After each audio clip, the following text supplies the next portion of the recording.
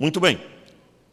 Apocalipse capítulo 3, versículo 1 em diante, até o verso 6 nós vamos ler. Eu gostaria que você acompanhasse na sua Bíblia, na sua tradução. Diz assim o texto: Carta à igreja de Sardes, e ao anjo da igreja de Sardes escreva: aquele que tem os 7 Espíritos de Deus e as 7 estrelas diz isto: conheço as suas obras, você é reputado como estando vivo, mas está morto. Esteja vigilante, fortaleça as coisas que restam e que estão para morrer, porque não tenho achado íntegras as suas obras diante do meu Deus.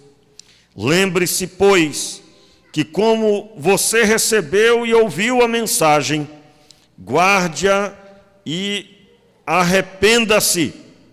Porquanto, se você não estiver alerta, virei como um ladrão, e você não sabe de modo algum em que hora virei contra você.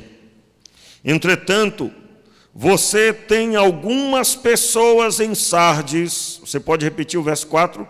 Entretanto, você tem algumas pessoas em Sardes que não contaminaram as suas vestes e andarão comigo de branco, pois são dignas. Aquele que vencer, mais forte, aquele que vencer, será assim vestido de roupas brancas. Nunca apagarei o seu nome do livro da vida, e confessarei o seu nome diante de meu Pai e diante dos anjos dele. Quem tem ouvidos, ouça o que o Espírito diz às igrejas. Meu Pai, tenha misericórdia de nós, nos abençoe, nos dê o entendimento da Tua palavra, que seja o Teu nome glorificado genuinamente. Oramos assim, Pai, no nome de Jesus. Amém e amém. Meus irmãos, a carta à igreja de Sardes, antes de propriamente ministrarmos sobre o texto, é importante entendermos um pouco sobre a cidade de Sardes. Sardes era uma cidade próspera em produtos agrícolas, plantações, e também havia uma certa produção de comércio, pois ela ficava em uma zona que era apta para receber ali coisas, era uma passagem, perto de uma passagem para cidades vizinhas. Eu quero lembrar aqui a você que todas as 7 igrejas, elas ficavam próximas, algumas 25 quilômetros, 50 quilômetros, mas nunca uma distância maior do que 120 quilômetros entre elas. E essas igrejas, elas estavam assim vivendo, servindo ao Senhor. Até aqui nós lemos igrejas que encontraram resistência para obedecer a Deus por parte da cidade. Eram fiéis e a cidade era muito forte na idolatria e influenciava a igreja local. Já Sardes, os crentes de Sardes não eram vistos como um incômodo, porque a vida deles não fazia praticamente diferença na cidade. Tanto é que o Senhor Jesus, quando aparece, ele já declara: olha, vocês estão mortos. Vocês já estão mortos e vocês observem aqueles que estão para morrer. Vigiem para resolver isso, para se portar corretamente. Como é que se porta corretamente? Com arrependimento, mediante a lembrança da mensagem que foi recebida. Mas a cidade tinha algumas características diferentes. Ela era uma cidade que trazia uma certa condição de fortificação. Dado a sua localização, ela tinha muros muito extensos que aproveitava do local de forma que era quase que intransponível a altura e a inclinação. Não era totalmente inclinada, que não pudesse trazer dificuldade para a quem estava do lado de dentro se preparar, observar e lutar contra quem estivesse buscando escalar aquele lugar. E, dado ao tamanho, a extensão dos muros, ela tem 2 episódios que marcaram aquela cidade, 2 governadores que confiaram nas muralhas de tal forma que não as guarnecia. E por 2 episódios, essa cidade foi tomada por falta de cuidado, por confiar no ambiente que era propício a quem estava do lado de dentro dos portões. Sardes era um lugar que apresentava uma segurança e, portanto, uma visão cômoda para quem estava do lado de dentro. E o texto da palavra dá entendimento de que essa visão cômoda tinha também abrangido a igreja. Por quê? Numa semelhança do que o povo era em relação à segurança que eles tinham do local, a igreja parecia estar tranquila, absolutamente tranquila, está tudo bem, mas estavam mortos espiritualmente. Sardes é uma igreja que o Senhor começa com um impacto tremendo. Todas as cartas, o Senhor, nenhuma delas é igual a outra, a saudação. O que é a saudação? As primeiras palavras, observe aí mais uma vez. O Senhor diz assim: ao anjo da igreja de Sardes escreve: isto diz o que tem os 7 Espíritos de Deus e as 7 estrelas. As 7 estrelas aqui são as 7 igrejas. Conheço as tuas obras, tem nome de que vives, mas está morta, está morto. Por quê? Exatamente o que eu acabei de falar. Ao que nos dá um entendimento, eles levavam uma vida tão tranquila que não tinham absolutamente oposição por parte da idolatria. Em outras palavras, eram extremamente tranquilos com a idolatria, eles não faziam diferença na cidade. Eram nem mesmo percebidos. Você vai encontrar comentário a respeito dizendo que eles nem percebidos eram. E você pode imaginar que isso é uma coisa somente para o nosso tempo, né? Eu não sei se você já ouviu sobre isso, mas existem crentes que a gente diz que é o crente 007. Ninguém sabe que ele é crente. Ninguém sabe, né? Ele está ali, mas ninguém tem ideia que ele é crente. Pois é, Sardes dá esse entendimento. Eles não tinham problema com a cidade idólatra também, como todas as cidades daquele tempo tinham idolatria, mas eles simplesmente levavam uma vida tranquila. Sabe aquela vida de ir aos cultos somente? O cristianismo se resume somente nisso. Pastor, o cristianismo, ele se resume em quê? Ele se resume em viver a vida de Jesus. Não é pouco. E Jesus cuidava de pessoas. Se você quer saber se você está vivendo cristianismo, você pode até não estar cuidando de pessoas, mas você está se preparando para cuidar de pessoas. Você está se preparando para cuidar de pessoas. Você está lendo a Bíblia, estudando, você está se esmerando no ensino, buscando o ensino da palavra, porque você sabe da sua missão. E absolutamente, irmãos, a vida cristã para alguns pode ser uma coisa muito cômoda, ao ponto de que a pessoa... Aliás, eu fico observando aqui, de vez em quando, eu digo, eu devo estar pregando muito mal, porque tem um ou outro dormindo, né? Eu confesso a você que daqui uns dias eu vou descer daqui e vou até o local que a pessoa está dormindo, porque, irmãos, dormir na igreja só se for o Senhor chamando. Quantos aqui querem que o Senhor chame hoje? Eu estou falando de morrer. Quer morrer já? Certamente o irmão ali não entendeu. Claro que não entendeu, né?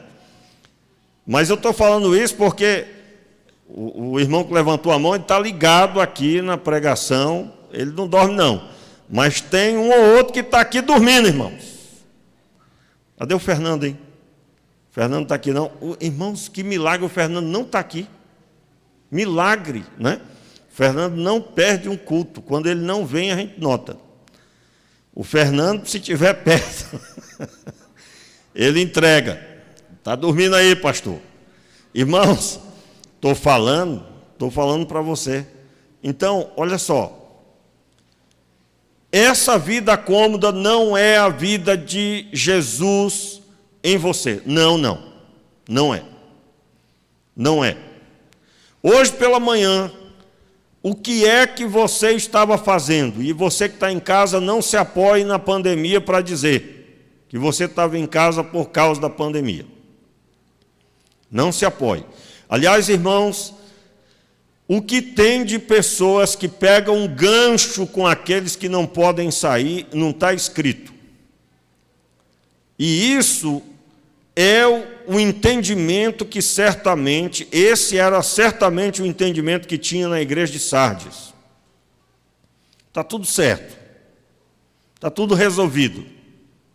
Nós estamos aqui nessa cidade seguros, nem guerra temos, nem problemas de guerra temos. A cidade é muito forte. Ninguém vai querer vir aqui mexer com a gente. E a igreja, irmãos, não fazia diferença. E o Senhor faz uma saudação a eles correta para uma situação como essa.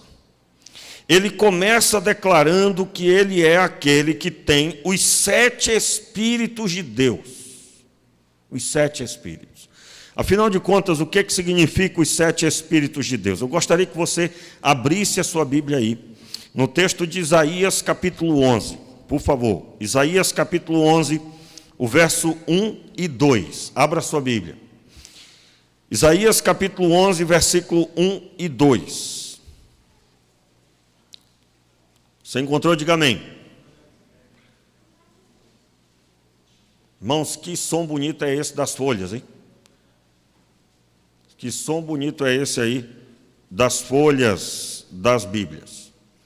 Vamos ler o texto. Do tronco de Jessé sairá um rebento, e das suas raízes brotará um renovo. Agora, bem forte, ouvindo a sua voz. Repousará sobre ele o Espírito do Senhor, o Espírito de sabedoria, de entendimento, o Espírito de conselho e de fortaleza, o Espírito de conhecimento e de temor do Senhor. Vamos reler o verso 2. Repousará sobre ele o Espírito do Senhor. 1. O Espírito de sabedoria. 2. De entendimento. 3. De conselho. 4. De fortaleza. 5. O Espírito de conhecimento. 6.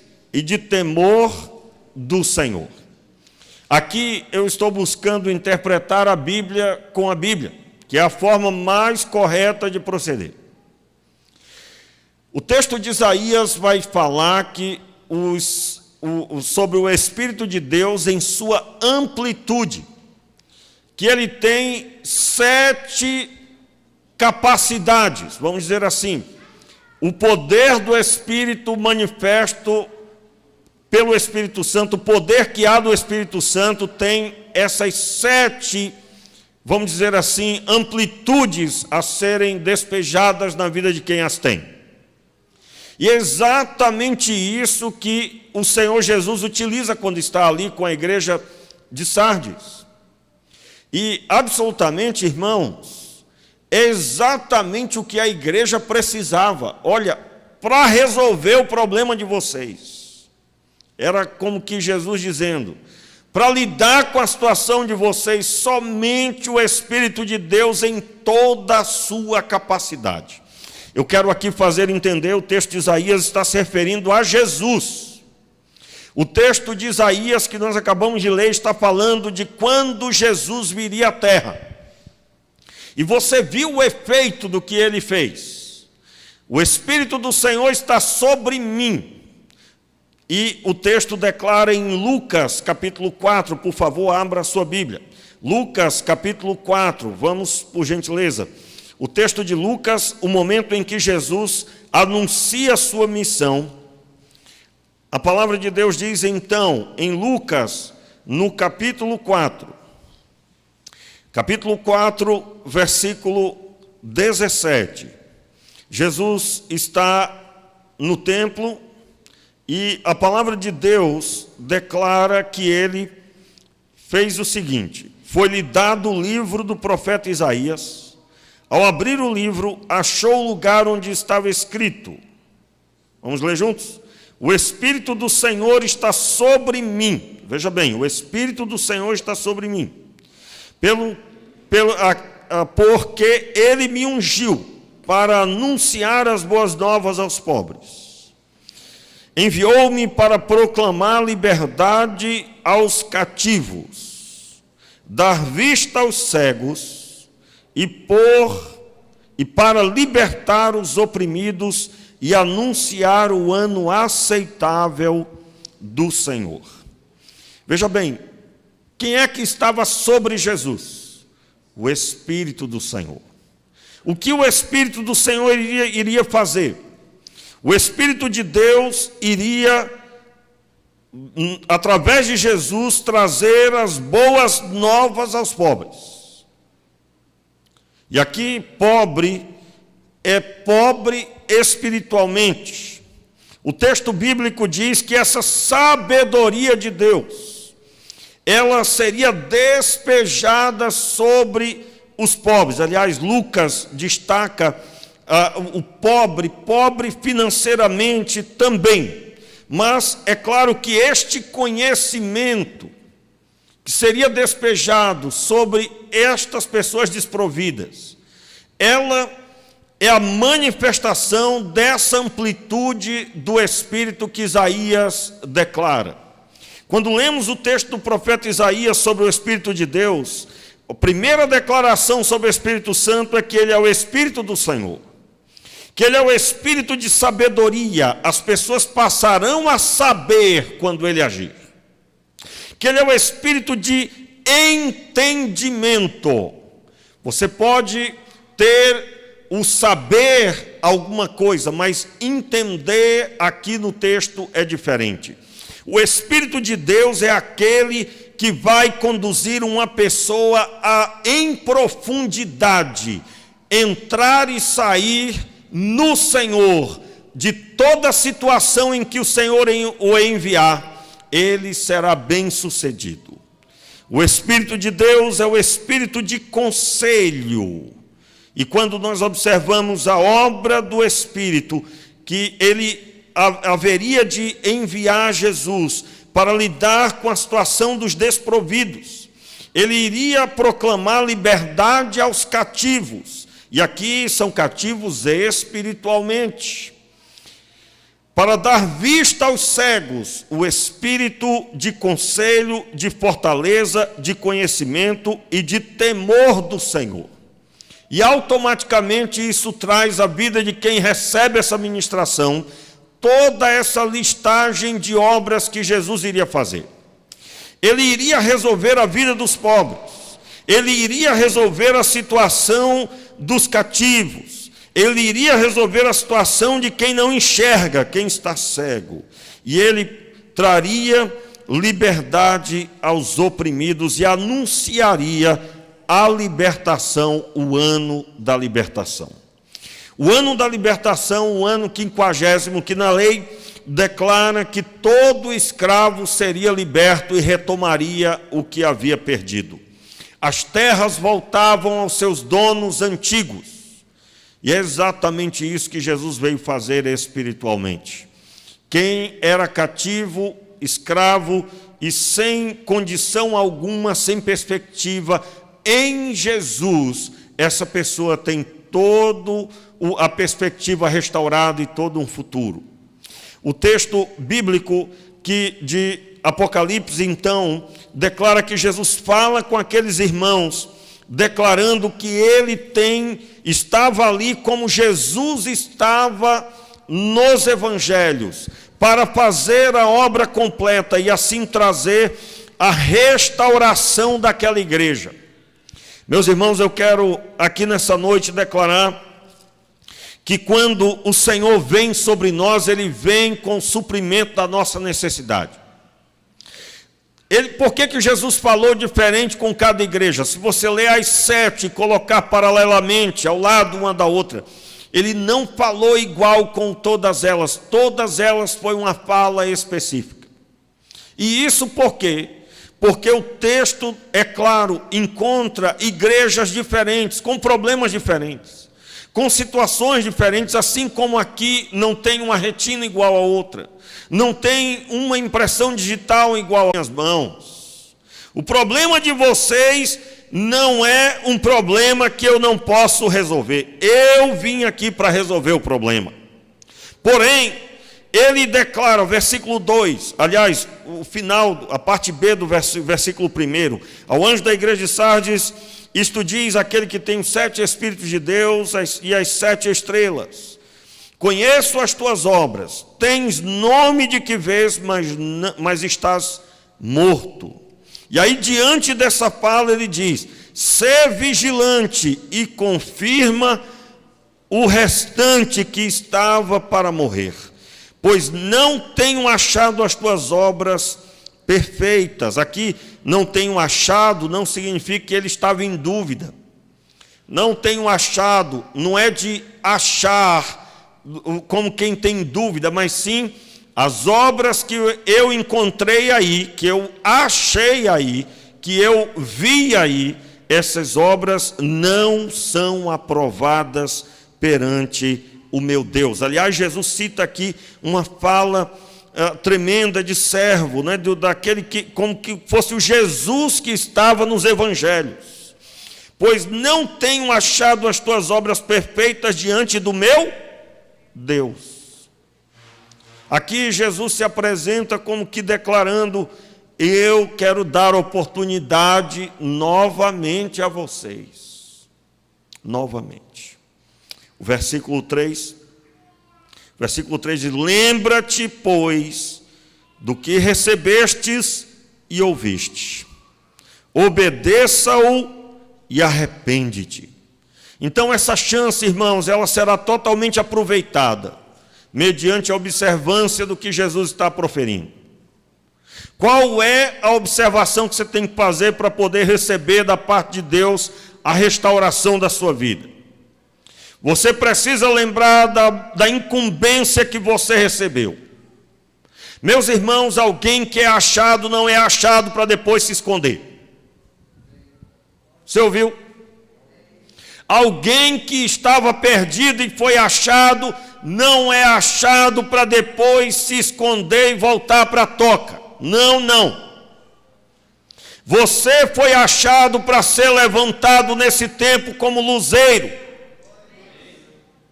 E então, se sua vida não tem feito diferença, qual é a perspectiva, qual é a observação para saber se você tem feito diferença? Meus irmãos, se você tem sido como Jesus, os seus relacionamentos receberão algo da parte de Deus. Seus relacionamentos. Eu estou falando que uma pessoa, quando conviver com você, ela vai receber algo da parte de Deus por intermédio da sua vida. Convivendo com as pessoas, você vai ouvir que elas estão enfermas. Então, ali uma oportunidade de Deus manifestar o seu poder. Meus irmãos, quais são as realidades que estão ao seu redor e o que é que tem sido ao seu redor? Quantas pessoas que convivem com você há muito tempo, a vida delas mudou de alguma forma. Eu estou falando daquela pessoa que não acreditava em Deus, agora ela tem vontade de vir à igreja, por causa de você, pelo que Deus tem manifestado através da sua vida. Porque se isso não estiver acontecendo, você está na linha da igreja de Sardes. Ninguém nem notava que eles estavam ali. A ênfase do comentarista é que eles não faziam diferença na cidade. Você para pensar agora numa pandemia. A pessoa está apavorada com medo da morte. Sabe quem é que é para ter essa conduta? Somente quem não tem com aliança com Cristo. No entanto, está lotado de crente que tem medo da morte. Veja bem, irmãos, eu não estou falando de ser irresponsável. Por exemplo, pastor, eu estou com suspeita de coronavírus, o senhor me abraçaria? Não, isso aí é falta de inteligência, desinteligência. Viu? Não vou falar a palavra não. Não confunda a fé com irresponsabilidade. Se o médico diz que você tem que ficar em casa, você tem que ficar em casa. Você vai cumprir o quê? Vai morrer se cumprir? Não, cumpra, rapaz. Ah, mas eu tenho fé. Pois é, meu irmão, mas tem alguém que, se você tiver contato e não tiver essa fé, está no sal, como diz o outro. Então, eu não estou falando disso. Não estou falando disso. Eu estou falando que existe uma situação, uma condição, onde o crente aliançado, ele sabe que ele vai passar essa situação toda. Que ainda que ele ande pelo vale da sombra da morte, o Senhor Deus, com a sua vara e o seu cajado, há de consolá-lo. Mas se tem um crente que está com medo, que quando passa perto de uma notícia de que fulano morreu, Beltrano morreu, entra em parafuso, meu irmão, você é sardes purinho. Você já morreu, filho. Espiritualmente você está morto. Você vê a destruição, pessoas destruídas, com a vida destruída, casamento destruído, os filhos, tudo destruído, você não sente nada e não se move para nada. Você é Sardes. Sardes era assim. Não fazia diferença. E se somos sal e somos luz, é para fazer a diferença. Se é luz aonde você está, as trevas não vão continuar. Trevas não vai continuar. Já ouviu aquela história assim, fulano estava possesso. Eu tenho facilidade, irmão, para resolver isso. Mas fulano está possesso, então vamos orar. Quando nós formos orar, ela vai ser liberta. Mas é tão fácil assim? Sim, fácil assim. Meu irmão, expulsar o demônio é a coisa mais fácil que tem. A questão toda é o que nós vamos fazer depois. Que é um trabalhão para acompanhar uma pessoa e discipular uma pessoa de verdade. Encontrar com ela toda semana, investir pelo menos 1 hora de estudo bíblico. Acompanhar ela nos problemas dela para poder orientar. Isso leva, no mínimo, para ministrar os estudos, 6 a 1 ano, 6 meses a 1 ano. Para ministrar todos os estudos que nós temos entendido que é necessário.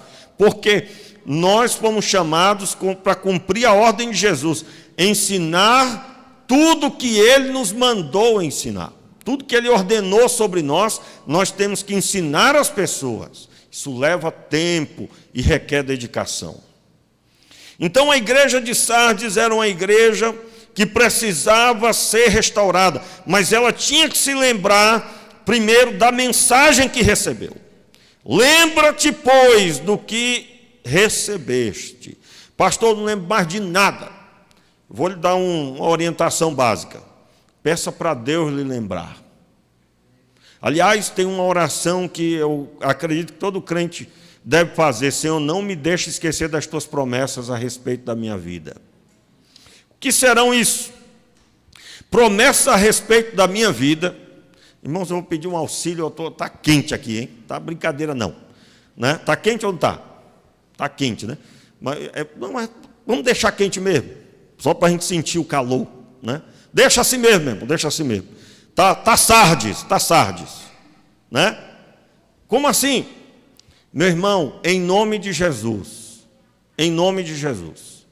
até quando você vai enrolar que a sua vida está boa? E que as coisas estão tudo certo? Até quando? Até quando vai ser isso? Sardes precisava lembrar das coisas que Deus havia ensinado. O que é que você ouviu da parte de Deus? Como eu disse, você pode orar ao Senhor para que Ele te lembre. Sim, Ele pode te lembrar.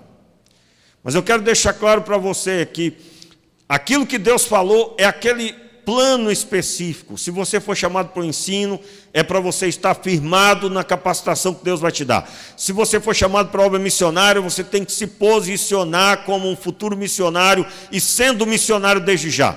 Se você for chamado para estar auxiliando com crianças, olha só, você vai para frente de um celular e você vai produzir material para criança, porque tem muita criança que não está podendo, como é o caso nosso aqui. Quem sabe você vai trazer aqui um auxílio para nós, que nós precisamos bastante. Não importa qual o chamado, importa o que Deus colocou na sua vida precisa ser levado adiante. O que é que você ouviu da parte de Deus? Quais são as obras que o Senhor já fez você perceber que deve se empenhar? Pastor, eu nunca ouvi nada disso. Então, meu irmão, você está pior ainda.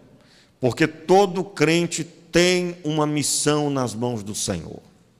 Todo crente. E aqui o texto bíblico diz assim, por favor, continuando aí. Lembra-te, pois, do que recebeste e ouviste, obedeça-o e arrepende-te. Porque eles estavam mortos. E se eles lembrassem do que estava, que era algo diferente do que eles estavam vivendo, eles teriam que fazer o que em seguida? Se arrepender. Se arrepender. O que é o arrependimento? Voltar pelo caminho. Fulano está arrependido. Você, quando se converteu, por exemplo, eu tive muita gente que eu tinha que pedir perdão. Meu irmão, a lista era grande. Tive que voltar em pessoas que eu havia feito mal. Tive que pedir perdão com risco de ser agredido até. Já contei aqui experiência desse tipo. Mas eu tive que voltar lá e pedir perdão. Eu pergunto, você obedeceu lá desde o começo? Pastor, mas eu vou ter que pedir perdão à minha sogra. É isso mesmo. É isso mesmo. Peça logo, seu cabra. Se você não quer pedir perdão, você também depois não reclame. Se eu perguntar aqui, quantos querem ser abençoados, perdoados por Deus? Todo mundo quer. Mas na hora de liberar perdão, a pessoa olha assim, será que merece? Eu quero deixar claro para você que ninguém merece perdão nenhum, nem você. Foi por divina graça que você foi alcançado. Não é por mérito. Mas sou de uma boa família, pastor. Minha avózinha não bebia, não fumava, não ia à festa. Já ouviu essa fala? Meu irmão, isso não tem nada a ver. Você era pobre pecador, perdido, lavado na lama. É possível alguém ser lavado na lama? Ou seja, nunca. Quem se lava na lama, quanto mais faz, mais se suja. Então, meu irmão, lembra-te e arrepende-te. Você está da forma que você recebeu o Evangelho? Não? Então é preciso arrependimento. Mas se você não vigiares, versículo a parte B, virei sobre ti como um ladrão. Ladrão aqui virei a qualquer hora que você não imagina, e não saberás a que horas sobre ti virei. Uma das vezes que a cidade foi tomada, ela foi tomada porque um soldado deixou cair um capacete da muralha, e a muralha era um pouco inclinada. Aí o soldado olhou para um lado e para o outro, isso conta a história de Sardes. Olhou para um lado e para o outro, e ele ali mesmo escalou, descendo a muralha inclinada. Só que ele não sabia que perto estavam os espias do inimigo que já estavam à espreita há bom tempo para tomar a cidade. E eles perceberam, estando de frente, parecia ser uma imponente muralha, mas um belo dia o capacete vai caindo, e aquele soldado preguiçoso, ele pensou, não vou descer, não vou lá embaixo, não vou, é muito espaço, vou descer por aqui mesmo. E ele desceu calmamente para pegar o capacete. O inimigo voltou, se preparou, escalou as muralhas de noite, tomou a cidade quase sem resistência nenhuma. Isso é o que acontece com gente acomodada. O rei olhou e disse, rapaz, o que nós vamos ficar aqui? Olha o tamanho dessa muralha. O bobo não percebeu que era levemente inclinada, portanto, poderia ser facilmente escalada. Meus queridos, o que é que nós vamos fazer? Nós vamos receber a bênção do Senhor com seu poder. A Bíblia diz, então, que o Senhor dá essa advertência. E ele diz, no entanto, também tens em Sardes algumas pessoas que não contaminaram as suas vestes. Mais uma vez aqui, o Senhor separando o joio do trigo. Ele chama a atenção de quem estava morto espiritualmente, mas dá destaque que ainda tinha algumas poucas pessoas lúcidas espiritualmente. Sempre tem, né? Sempre tem. Eu quero, minha oração ao Senhor, que aqui seja o contrário, seja um número pequenino de pessoas dormindo, mortas, pessoas que estão achando que está tudo bem, e a maioria seja encontrada de vestes brancas. E o Senhor exalta essa condição e Ele declara como que dizendo, vocês também podem receber essa bênção. E Ele diz no verso 5, ao que vencer será vestido de vestes brancas, como que dizendo, se vocês se arrependerem, se vocês mudarem de condição, de vida, mas como que nós vamos mudar? Eu sou aquele que tem o Espírito de Deus em toda a sua capacidade. A mesma capacidade que me fez conquistar a vitória na cruz do Calvário, eu disponibilizo sobre vocês hoje. Para restaurar, para encher vocês de sabedoria. Vocês vão saber ir e vir.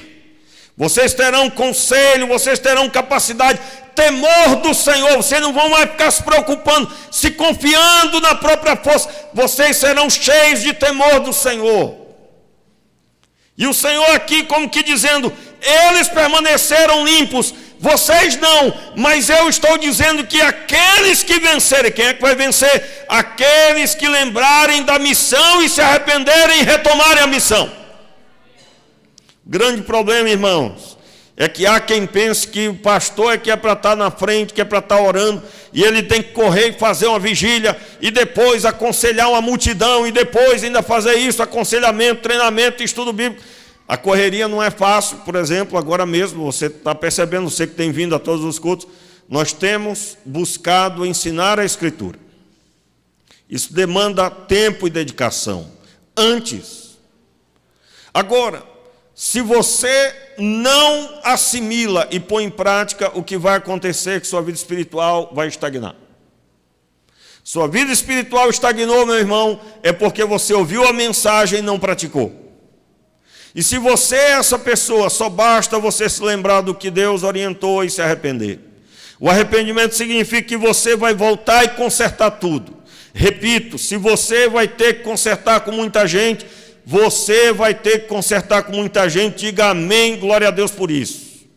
Mas você precisa receber da parte do Pai essa bênção. E ao que vencer será vestido de vestes brancas, de maneira nenhuma arriscarei o seu nome do livro da vida, mas confessarei o seu nome diante do Pai, diante dos anjos. Mais uma vez Jesus faz menção de trechos que ele mesmo pregou. Aqueles que me declararem diante dos homens, eu também o declararei. O assumirei diante de Deus, o meu Pai, mas aqueles que me negarem, eu também o negarei naquele dia. Jesus aqui se apresenta como se fosse aquele Jesus que estava pregando a mensagem inicial. Meus irmãos, a mensagem para Sardes é, eu quero fazer todas as coisas novas como no começo, como no princípio. Eu quero convidar você a ficar de pé, porque o texto diz, quem tem ouvidos, ouça o que o Espírito diz às igrejas.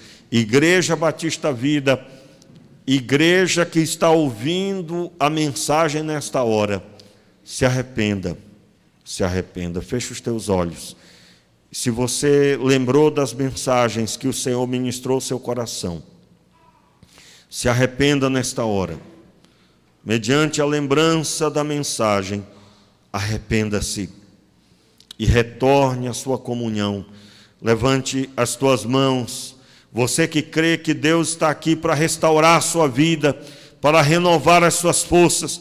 Meu irmão, em nome de Jesus, o trabalho da obra é para todas as pessoas, não é só para o pastor da igreja, não é só para os missionários, para o Ministério de Louvor. O Ministério de Louvor está sempre aqui trabalhando assiduamente. O Ministério de Libras, pessoal da sonoplastia, irmãos, há um staff aqui, uma liderança trabalhando intensamente para que esse culto seja assistido pelos nossos irmãos que estão em casa.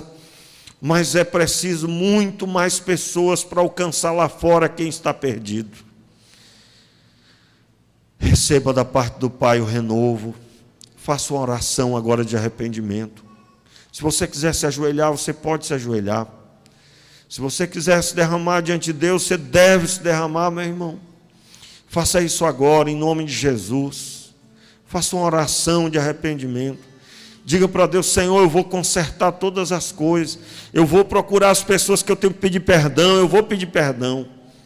Eu vou, Senhor. Eu vou, meu Pai. Senhor, nós estamos na Tua presença.